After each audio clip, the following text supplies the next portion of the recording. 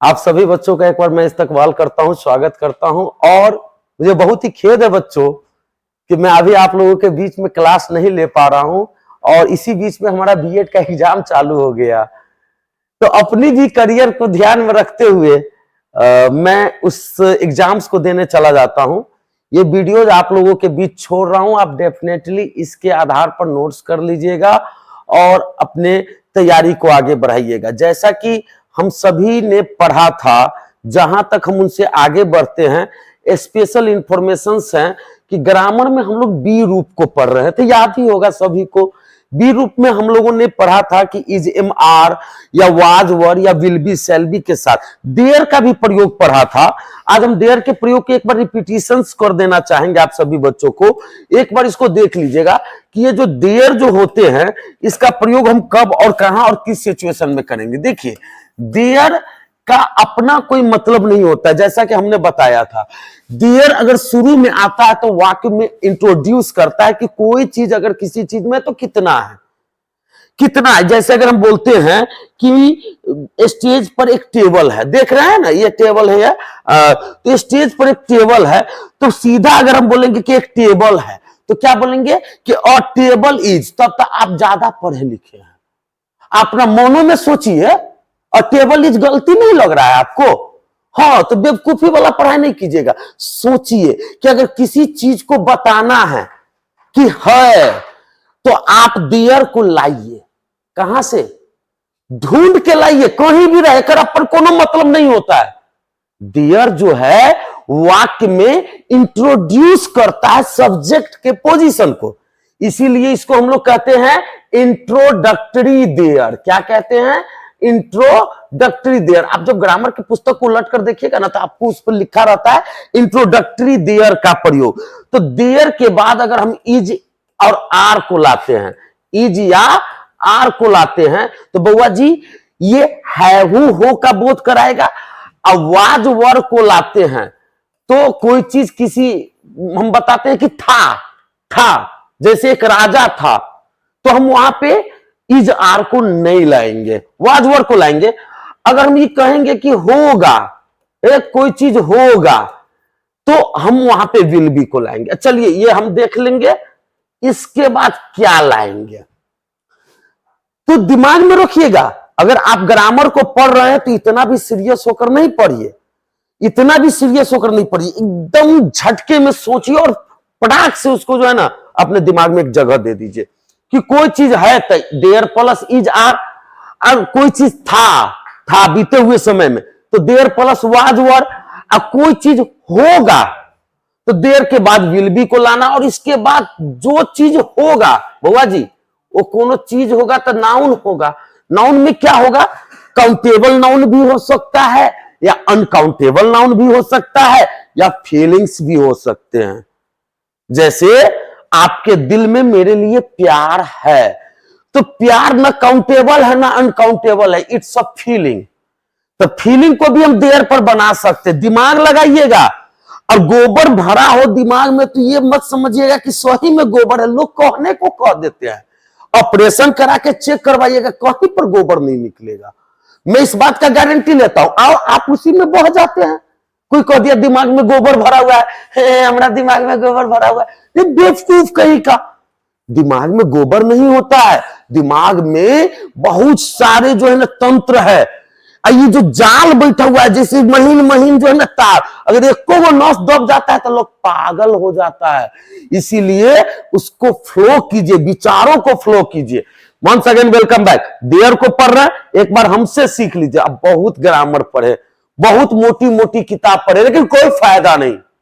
पोथी पढ़ी पढ़ी जगमुआ, पंडित भया न कोई, दो चार 10 लाइन उमेश सर का सुने सो पंडित होई। आप सुनिए मुझे, अंग्रेजी क्या लिखने की चीज है? नहीं नहीं। अगर आप बिछौना पर सुतलो है ना, अंग्रेजी में सपना देख रहे हैं, व्हाट्स अ ब्यूटीफुल गर्ल, इसका मतलब है कि तो अंग्रेजी सीख रहा है। कंटिन्यू कंटिन्यू लगे रहो। अगर कोई भी चीज अंग्रेजी में आ रहा है तो आने दो। अंग्रेजी एक क्या है? तो वैचारिक बोध है, जिसको हम अपने विचार में लाए, तो वहीं से अंग्रेजी सीखने की जो परंपरा है, सिलसिला है, वो शुरू होता है।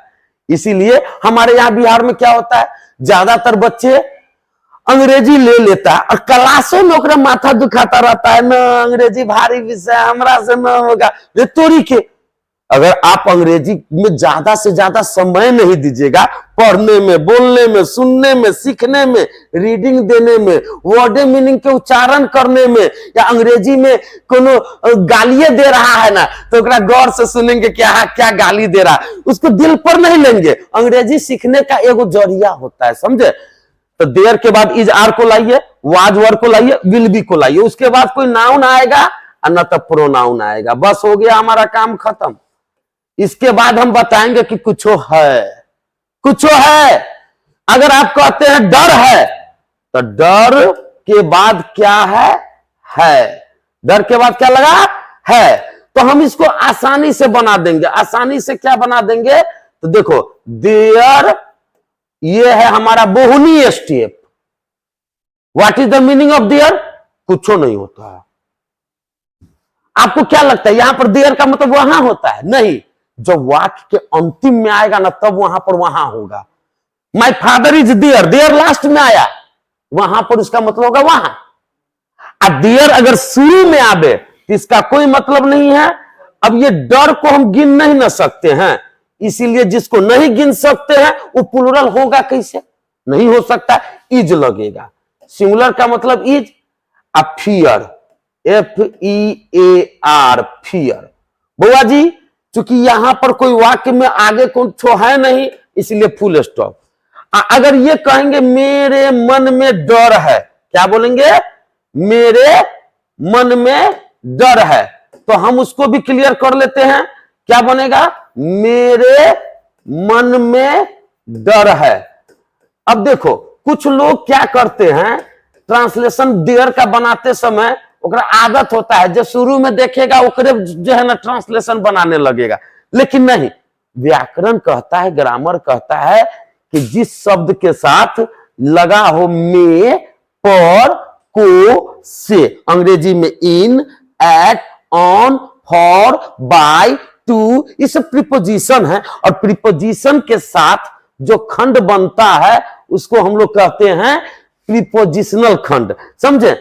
उस शुरू में आ सकता है, लेकिन वो सब्जेक्ट बनकर नहीं आएगा, वो सब्जेक्ट बनकर नहीं आएगा, सब्जेक्ट बनकर नहीं आएगा। क्या बनकर आएगा, तो वो खंड बनकर आएगा, चाहे शुरू में रहे या लास्ट में रहे, शुरू में रहे या लास्ट में रहे। तो देखिए हम इसका बनाएंगे कि देयर इज, पहले हम इसको बना लेंगे। पहले क्या है, देखो इसका को ट्रिक बताते हैं। पहले हम दो सवाल करेंगे, क्या है, तो डर है। कहां है, कहां है, तो मेरे मन में। तो पहला स्टेप में काम कीजिएगा, क्या है, तो फलना चीज है। और कहां है, तो मेरे मन में। अब देखिए देयर इज फियर, क्या है, तो डर है। ये हो गया पहला स्टेप, ये हो गया पहला स्टेप। और दूसरा स्टेप है कि कहां है, तो मेरे मन में, यानी इन माई हार्ट। एकदम दिमाग लगाओगे ना, तो हम एकदम भरोसा दिलाते हैं कि अगर आपके ऊपर में अगर ठप्पा मार दिया है कोनो कि यू आर अ भूसकॉल डॉल इडल स्टूडेंट, तो हम आपको गारंटी लेते हैं कि मेरे महफिल में आपका स्वागत है, यू आर स्ट्रांगली वेलकम। अब वो वाला डायलॉग सब हम नहीं लिखेंगे कि यहाँ जीरो से हीरो बनाया जाता है। वे भगवान जहन पैदा के लिए रहेगा होने रहोगे, अंग्रेजी तुम्हारे अंदर में बढ़िया प्रवेश करेगा। अब उसके बाद अंग्रेजी के प्रवेश करने के बाद जो व्यक्तित्व में तुम्हारे निखार आएगा, उस निखार के बदौलत दुनिया आपको पूजने लगेगी। याद रखना, जब तक छेनी पे हथौड़ी नहीं चलेगा तब तक वो मूर्त नहीं बन सकता है। इसलिए बच्चों, अगर आपके ऊपर में भी जब तक सही विचारों का आघात नहीं होगा, तब तक आपका जो जिंदगी है वो कभी खूबसूरत नहीं बन सकता है। मित्रों, तो यहां पे क्लियर है कि कथी है, तो फलना चीज है, और कहां है, तो फलना चीज में। बन गया ट्रांसलेशन। अगर हम कहते टेबल पर कैमरा है, देखो दोस्तों, टेबल पर कैमरा है, दिखाई देता होगा। तो जब कोई चीज किसी चीज के सरफेस सतह को छूता है ऑन लगाते हैं, और जब कोई चीज किसी चीज में होता है इन लगाते हैं। बात समझे कि नहीं? और जब कोई चीज किसी चीज में घुस रहा होता है तो इनटू लगाते हैं। जब कोई चीज किसी चीज पर तरफ के आ रहा होता है तो ऑन टू अप टू लगाते हैं। बाद में बताएंगे, बाद वाला वीडियो में है ना, इंतजार करोगे मेरे वीडियो का तो आपको ये सारी जानकारियां मिलेगा, नहीं करोगे तो हम क्या कर सकते हैं। तो दोस्तों, there is fear in my heart, यहीं पर मान लेते, मानने में क्या जाता है, हम लोग पत्थर के भोला बाबा मान लेते हैं ना, तो हम आपको बताते हैं कि यहां पर मानिए। तो क्या मानिए मालूम है को हटाइए, था को लाइए। किसको लाइए? था। तो हम भी क्या करेंगे, यहां पे इज को हटा देंगे, इज को हटा देंगे, हम यहां पे क्या ले आएंगे, इज को हटाएंगे तो इसके बाद आ जाएगा वाज, बस हो गया। There was fear. यहां पर अगर हम था के जगह पर कि मेरे मन में डर होगा, अगर ये वाला बात आ गया कि मेरे मन में डर होगा, तो हम भी जो है ना कम चालाक नहीं है, हम क्या करेंगे, गागेगी, तो विल बी को लाएंगे, हम यहां पे क्या कर देंगे, विल बी हो जाएगा।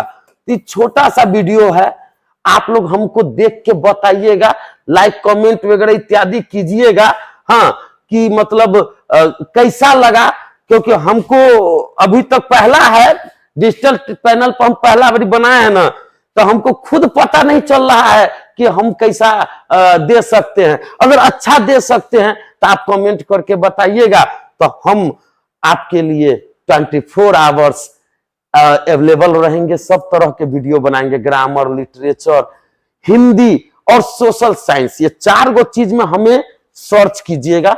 जय हिंद, जय भारत। आपका प्रिय सर उमेश कुमार निराला।